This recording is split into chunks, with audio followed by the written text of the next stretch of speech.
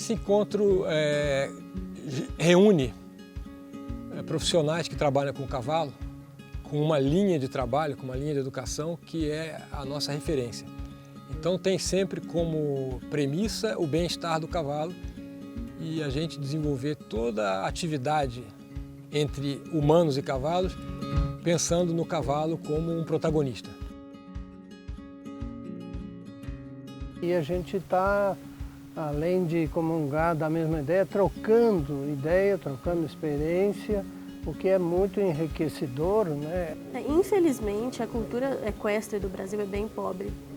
Infelizmente, porque os cavalos se dão 100% às pessoas, mas as pessoas não retribuem, né? Elas utilizam eles como um meio de locomoção, um meio de ganhar dinheiro, um meio de subir de nível, e elas não retribuem a vida, eles dão a vida pra gente o dia inteiro, né?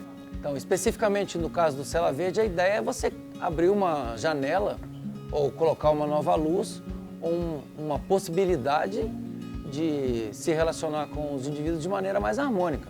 Eu acho que tem espaço, primeiro porque nós temos um dos maiores rebanhos do mundo, então há um mercado de trabalho, há uma necessidade de trabalho. Segundo, que o mundo de hoje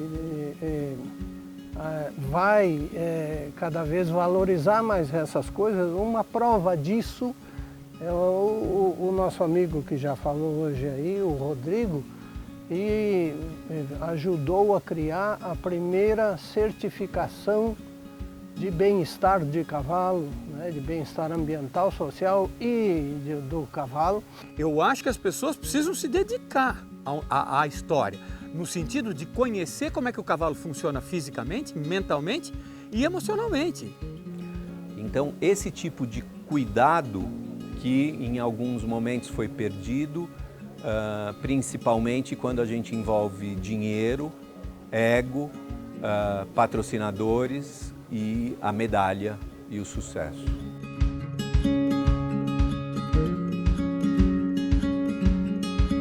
Hoje talvez o horsemanship seja, que é o relacionamento de homem para cavalo, seja olhado como uma questão à parte, como se ele fosse um esporte à parte, uma modalidade à parte ou algo à parte. E na verdade ele não é, ele é o ponto de partida. E ele é o ponto de partida e ele é o ponto de chegada.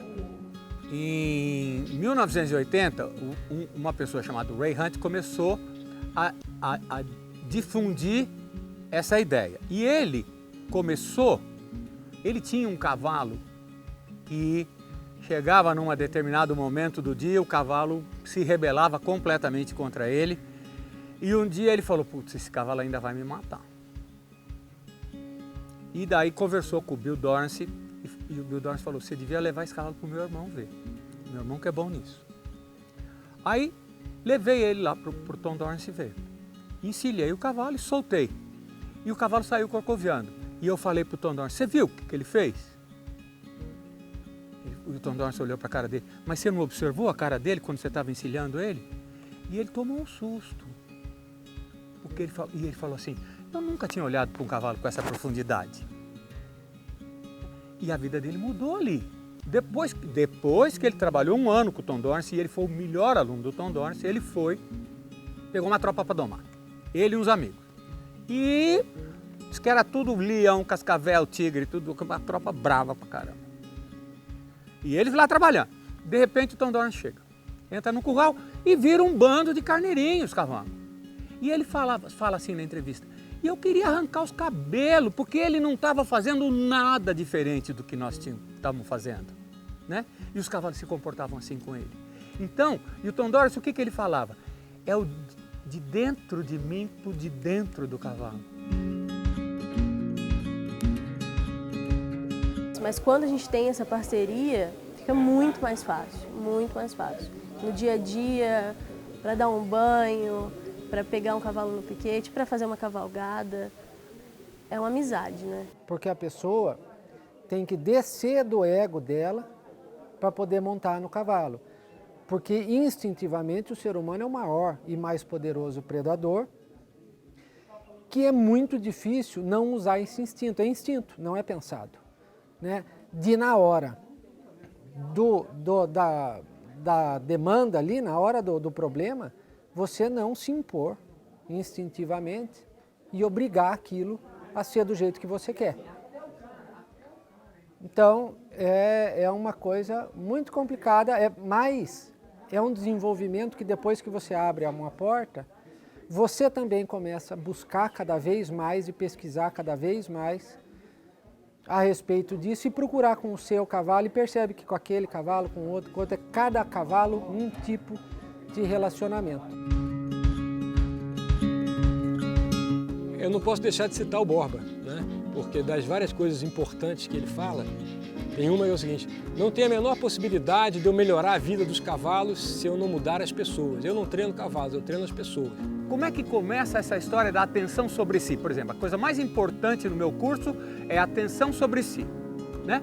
Então, o que você fez que eu quero ensinar o cara? O que você fez para esse bicho ter esse tipo de reação que ele teve agora? Ah, não sei. Pois é, preste atenção. O fato de a gente estar fazendo interface, cavalo, treinamento, relação humana, relação com a vida, respeito à vida, já é um outro viés que nasce desse processo. Que o cavalo não tinha necessariamente que ocupar esse espaço, porque essa discussão pouco existia, mas que hoje ele ocupa e ele aparece como uma possibilidade e um protagonista nesse processo de transformação. É muito terapêutico. É realmente conviver com um ser que vira seu espelho. Se você está bem, ele te mostra, se você está mal, ele te mostra. E você tem que respirar e controlar a sua energia, controlar a sua mente, controlar o seu corpo para conseguir conversar com ele. Então é uma terapia assim, que eu não vejo em nenhum outro lugar possível. Eu acho que um objetivo, eu enxergo como um objetivo com relação aos cavalos, é você espalhar uma cultura de educação equestre que favoreça aos cavalos. Tá?